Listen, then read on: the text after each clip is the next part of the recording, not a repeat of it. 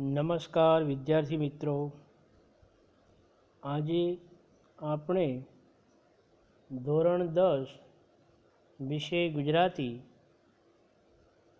કાવ્ય નંબર 5 દીકરી કાવ્યનો અભ્યાસ કરીએ. અગાઉના તાસમાં આપણે દીકરી કાવ્યના સંદર્ભમાં થોડીક દીકરી વિશેનો અભ્યાસ કરેલો. ત્યારબાદ કવિ પરિચય પણ મેળવ્યો અને જે દીકરી કાવ્યનું સાહિત્ય સ્વરૂપ ગઝલ એટલે ગઝલ સ્વરૂપ વિશે પણ વાત જાણી. તો આજે આપણે દીકરી કાવ્યની ચર્ચા કરીએ. વિદ્યાર્થી મિત્રો, ફરીથી એક વખત યાદ કરીએ કે દીકરી કાવ્યના કવિ અશોક ચાવડા. અશોક ચાવડાનું ઉપનામ બેદિલ. દીકરી કાવ્યનો સાહિત્ય પ્રકાર ગઝલ અને દીકરી કાવ્ય કયા સંગ્રહમાંથી લેવામાં આવેલ છે? તો પગ્ર તરાવમાંથી. અને ગુજરાતી સાહિત્યમાં ગઝલ સ્વરૂપ લાવનાર સૌ પ્રથમ કોણ? બાલાશંકર કંથારિયા. તો એ બધી આપણે ચર્ચા કરી ચૂક્યા છીએ. હવે કાવ્યની પંક્તિઓ સાથે જે કાવ્યની ચર્ચા કરીએ. અહીંયા એ આપણે કે દીકરી એ વહાલનો દરિયો, આ વાક્ય ખૂબ પ્રચલિત છે. પણ અહીં દીકરી ગઝલમાં કવિને દીકરીમાં સ્વર્ગની એક એક દેવીની ઝલક દેખાય તે કોઈ નાની સૂની વાત નથી. તો એવી સરસ જે કવિની દ્રષ્ટિએ દીકરી તો જાણે કોઈ ખડકમાંથી કોતરેલું શિલ્પ, એવી એને ઉપમા આપી છે. કવિએ કાવ્યની એક એક પંક્તિમાં પોતાના જીવનમાં દીકરીના સ્થાન અને માન કેવા રહ્યા છે તેને અહીંયા વાચા આપી છે. જે દીકરીને ભણાવતી વખતે, જે વિદાય કરતી વખતે તેના માથે હાથ મૂકીને તેને જે દુઆઓ, આશીષ, આશીર્વાદ આપનાર પિતાને આજે હાથ દેતી આ સમજણી દીકરીનો સહારો આપે છે. જ્યારે જ્યારે શરણાઈના સૂર સંભળાય છે ત્યારે લગ્નની ભીડમાં પણ કવિની આંખો દીકરીની યાદમાં ભીની થાય છે. તે આંખોમાં આંસુ આવે છે અને ભીની જે પલકમાં દીકરી સાક્ષાત પ્રગટ થાય છે. અને એટલે કવિ બાલમુકુંદ દવે દીકરીને તુલસીનો ક્યારો કહીને તેની પવિત્રતાને મૂલવી છે. જ્યારે અહીં કવિના મતે પિતા પ્રત્યે સ્નેહનું, પ્રેમનું, હેતનું ઝરણું વહાવતી, શરમાળ, સુખડ, ચંદનની સુગંધને સિતારતા વરસાવતી દીકરી મધુર અને વાત્સલ્યપૂર્ણ વ્યક્તિત્વનું પવિત્ર રૂપ છે. તો અહીંયા દીકરીના વ્યક્તિત્વની મહત્તા અને માતા પિતાના મનોભાવોને ગઝલમાં સુંદર રીતે કવિએ વાચા આપી છે. અને એટલે જ તો કહેવાય છે કે કોઈક કવિએ કીધું છે કે તારે આંગણે બાગ બગીચા, તારે આંગણે બાગ બગીચા ને પૈસાનું ગાડું, મારે આંગણે રમતી દીકરી એ જ મારું રજવાડું. તો અહીંયા દીકરીનું સ્થાન, વિદ્યાર્થી મિત્રો તમે જુઓ કે દીકરીનું ઘરમાં, કુટુંબમાં, સમાજમાં કેટલું સ્થાન છે. તો એની જે પંક્તિ સહ વાત કરીએ કે સ્વર્ગની એક એક દેવીની ઝલકમાં દીકરી છે, સુખડ ચંદન ને કુમકુમના તિલકમાં દીકરી. અહીંયા સ્વર્ગની એટલે કે દેવોનો લોક, એક એક કવિએ સ્વર્ગની જે એક એક દેવીઓ છે અને એમની ઝલક એટલે કે શોભા, તેજસ્વીતા એમાં દીકરી દેખાય છે. વિદ્યાર્થી મિત્રો, આપણા હિન્દુ ધર્મમાં દેવીઓના વિવિધ સ્વરૂપ જણાવ્યા છે. જેમ કે લક્ષ્મી દેવી, સરસ્વતી દેવી, દુર્ગા દેવી, ચામુંડા દેવી, અન્નપૂર્ણા દેવી વગેરે. દરેક મા બાપ પોતાની દીકરીનો ઉછેર એવી રીતે કરે છે જેથી તે શિક્ષિત થાય. એટલે કે મા સરસ્વતી એનું એક સ્વરૂપ ગણાવ્યું. બીજું કે સારી રસોઈ બનાવી શકે, એટલે કે મા અન્નપૂર્ણા દેવી સારી કમાણી કરી શકે, એ ઘરનું સારું સંચાલન કરી શકે, એટલે કે લક્ષ્મી દેવી. અને પોતાની રક્ષા પોતાની જાતે કરી શકે, એટલે કે સાક્ષાત ચામુંડા દેવી. તેમજ સૌની સાથે હળીમળીને રહે, એટલે કે દેવી દુર્ગામાં. આમ કવિ દીકરીમાં દેવીના સ્વરૂપો જુએ છે. કવિ એ સ્વર્ગના દેવીઓની સાથે દીકરીને સરખાવી છે.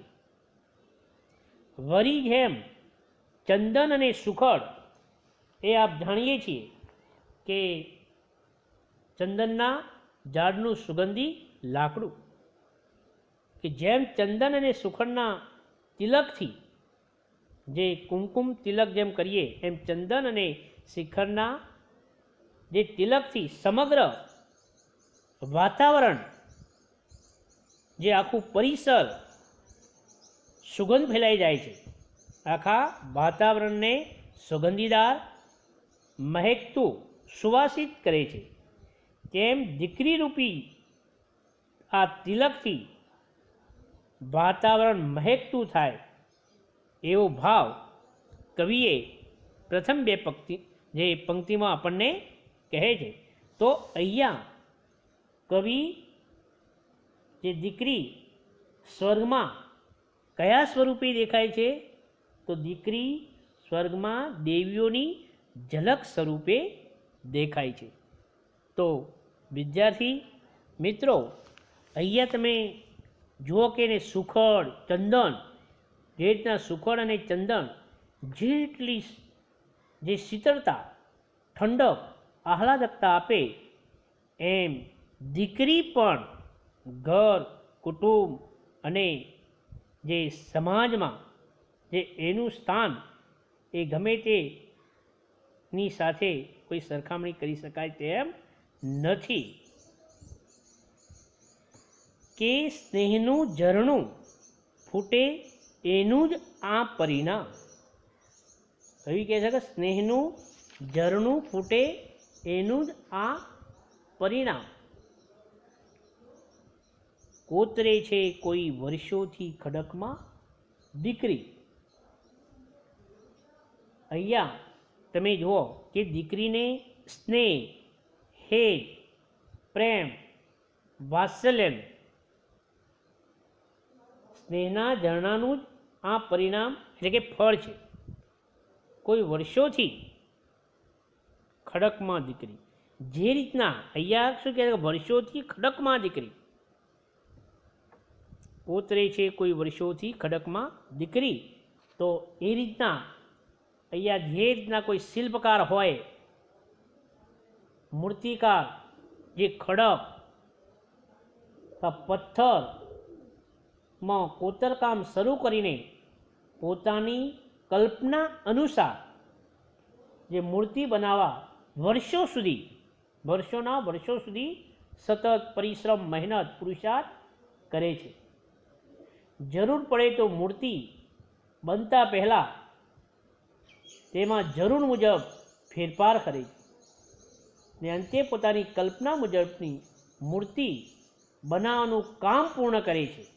પોતાની ઈચ્છેલી, પોતાની કલ્પેલી જે મૂર્તિ પેલા જે પથ્થરનો કોઈ આકાર નથી છતાં પણ જે મૂર્તિકાર્યો, શિલ્પકાર્યો એ એમાંથી બેનમૂળ એ મૂર્તિ બનાવે છે.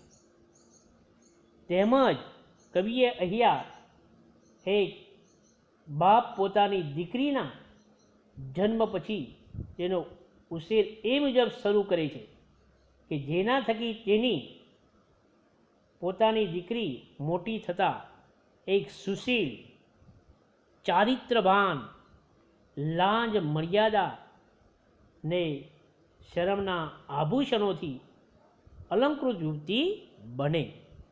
તો અહીંયા દીકરીને એક સ્નેહનું ઝરણું કીધું, એને વાત્સલ્યનું, હેતનું, પ્રેમનું ઝરણું કીધું.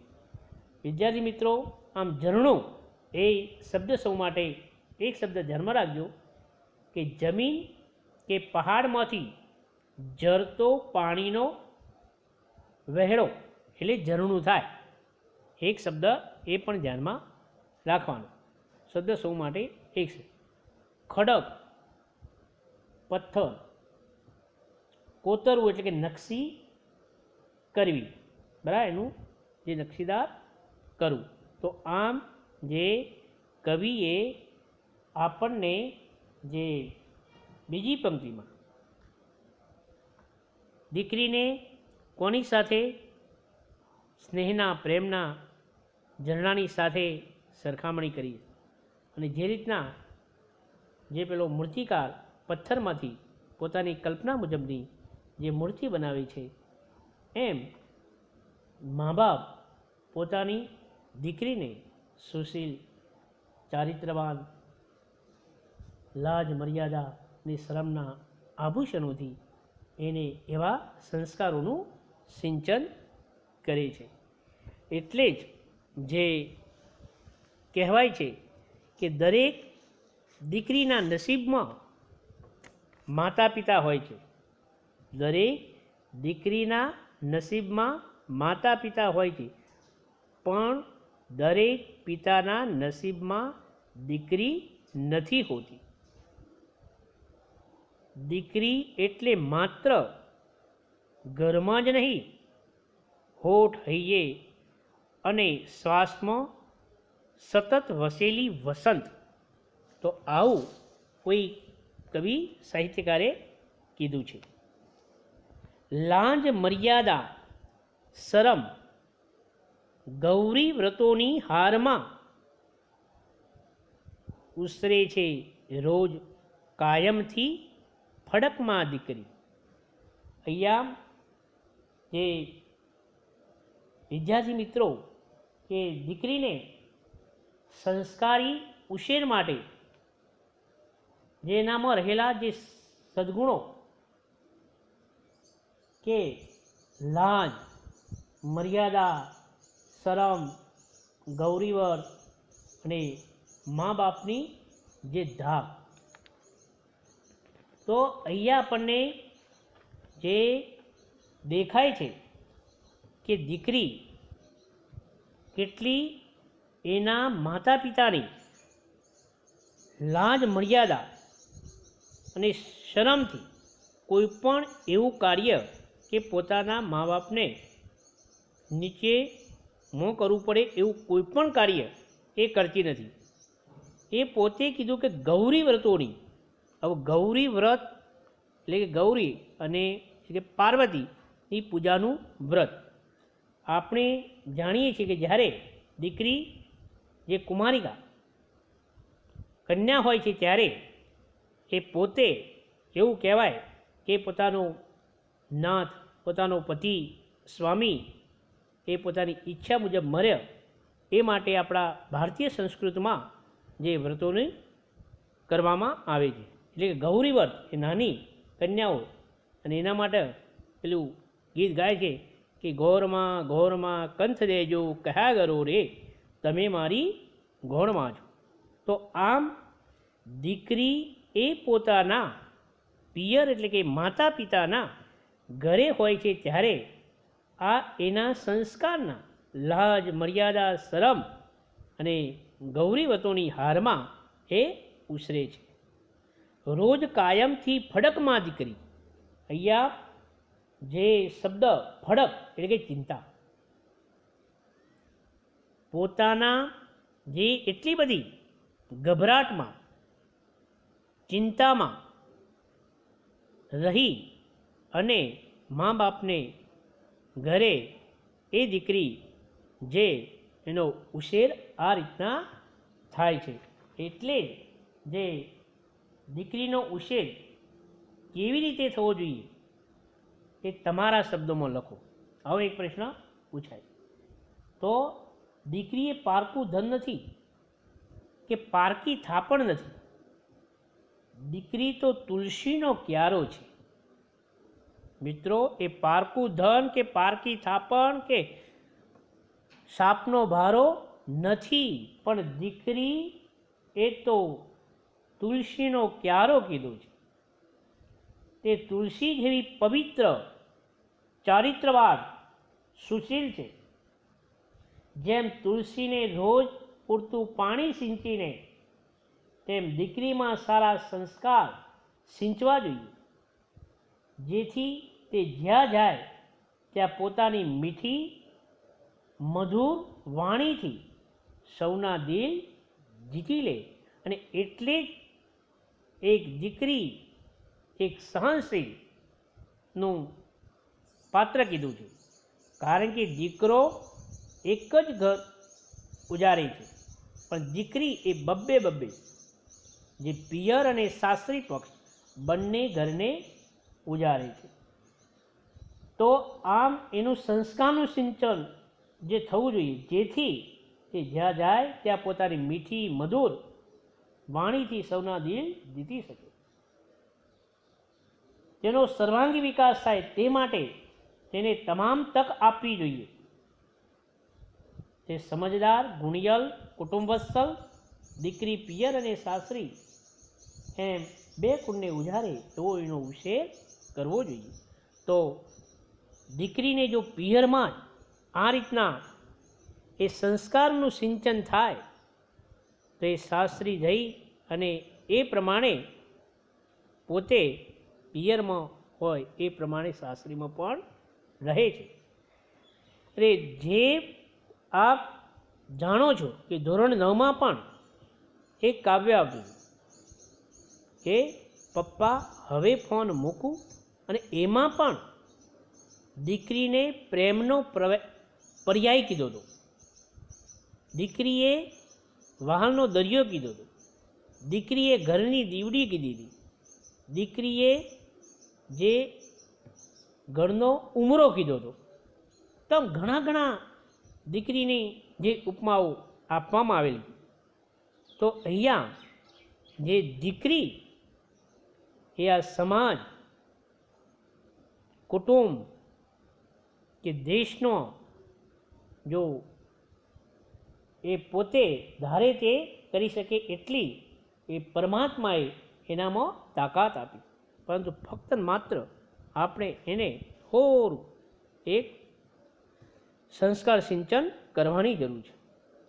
હવે કાવ્યની જે શરૂઆતની 6 પંક્તિમાં દીકરીને કોની સાથે સરખામણી કરી છે, દીકરીનો ઉછેર સંસ્કાર સિંચન કેવી રીતના થવા જોઈએ.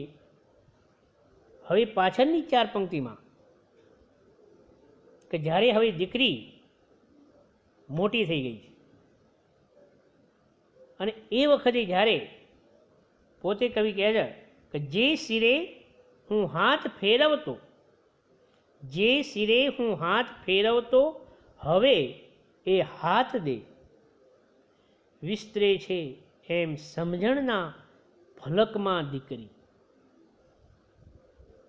વિદ્યાર્થી મિત્રો, અહીંયા તમે 2 શબ્દો કે હાથ ફેરવવો એટલે કે જ્યારે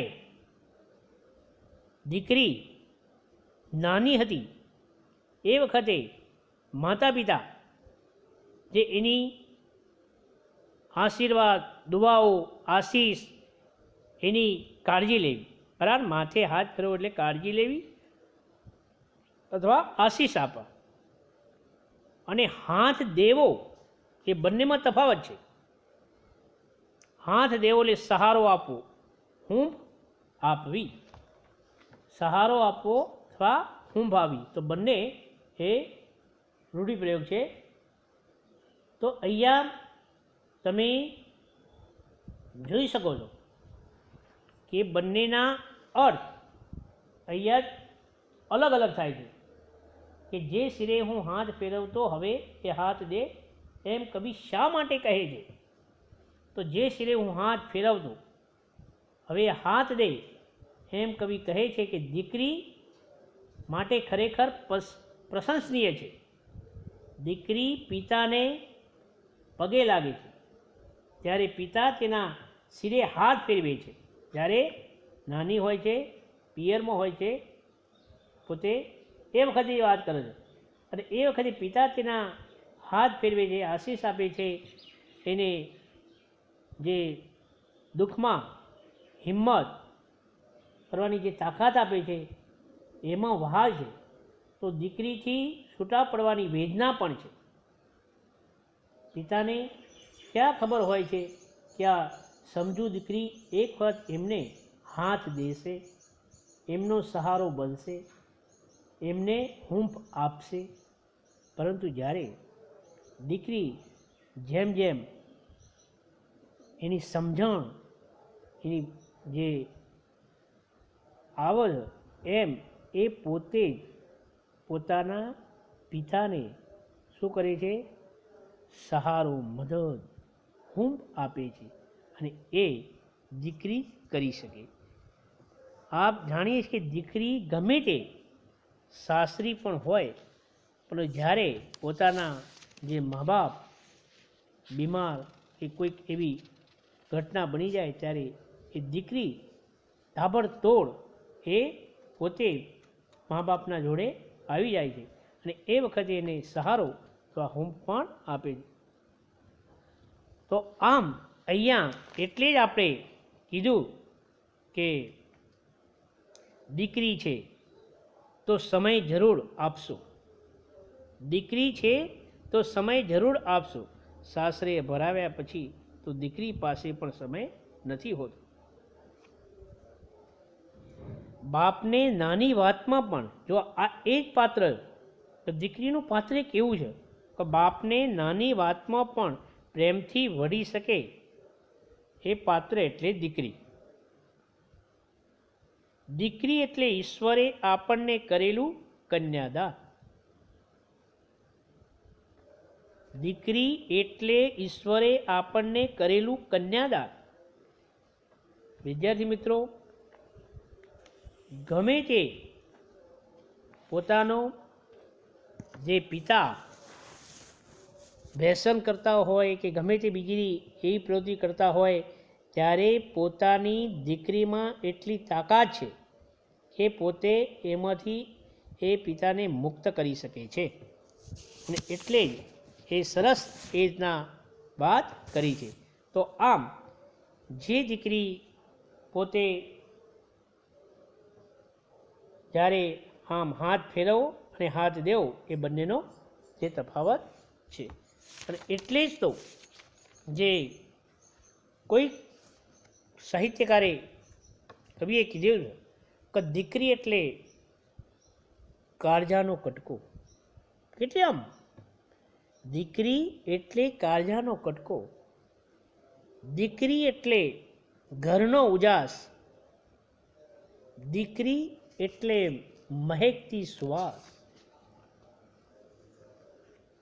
દીકરી વહાલનો દરિયો છે, દીકરી ઘરની દીવડી છે, માટે દીકરી રૂડી ઘરની મૂડી છે.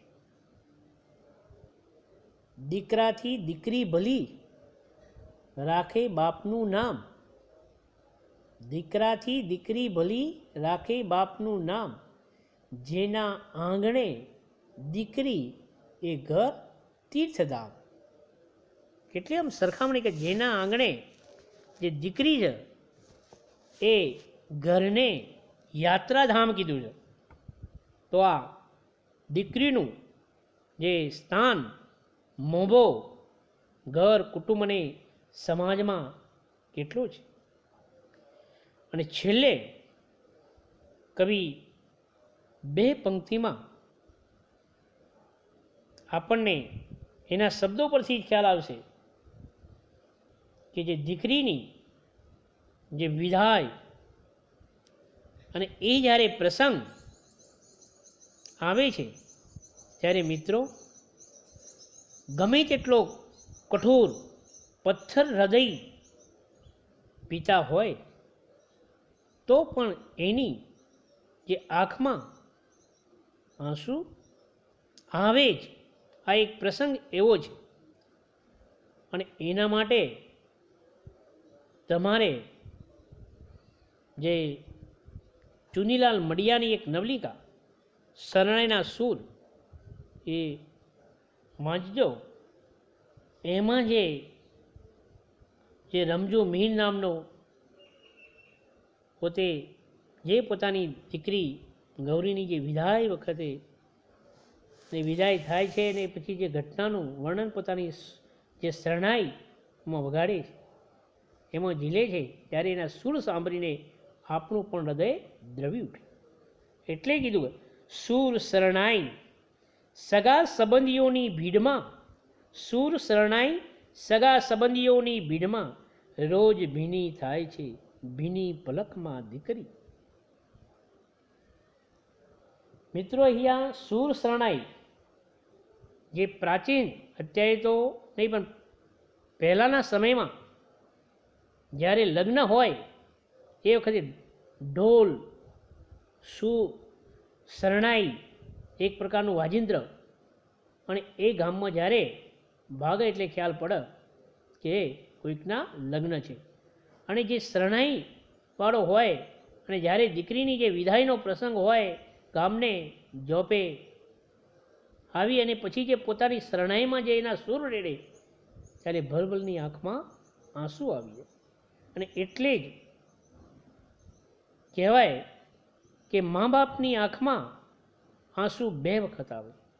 એક જ્યારે પોતાનો દીકરો એને તડસોડે અને બીજું કે પોતે પોતાની દીકરી વહાલસોઈ એવી દીકરીને જ્યારે વિદાય આપે ત્યારે. તો અહીંયા કવિએ છેલ્લી પંક્તિમાં જે વેદના, પોતાની વેદનાને વ્યક્ત કરી છે કે જ્યારે સૂર અને શરણાઈ જે વાગી રહ્યા છે, જ્યારે સગા સંબંધીઓ, સ્નેહીઓ જે દીકરીને જે વિદાય આપવા માટે જે ગામના પાંદરે ઝોપે આવ્યા છે, એટલી બધી એની ભીડ જામી છે. અને એ વખતે જ્યારે જે અહીંયા કવિ કહે છે કે રોજ ભીની થાય છે, એની આંખો, જે આંખોમાં જોધાર આંસુ આવે છે કે પોતાની જે દીકરીને 20-20, 25-25 વર્ષ સુધી એને પોતાના જોડે રાખી ઉછેરી સંસ્કારનું સિંચન કર્યું છે અને હવે એને જે પારખા એ પોતાના કરવાના છે.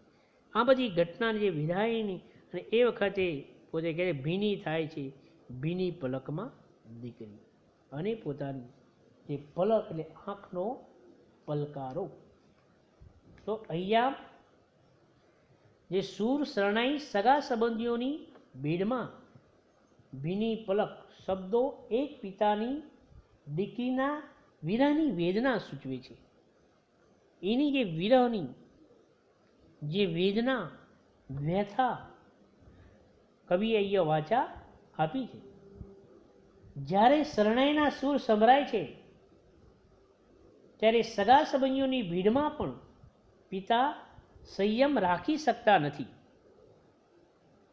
અને રાજેન્દ્ર શાહની આ સમયે મને એક પંક્તિ યાદ આવે કે સમી સાંજનો ઢોલ ઢબુક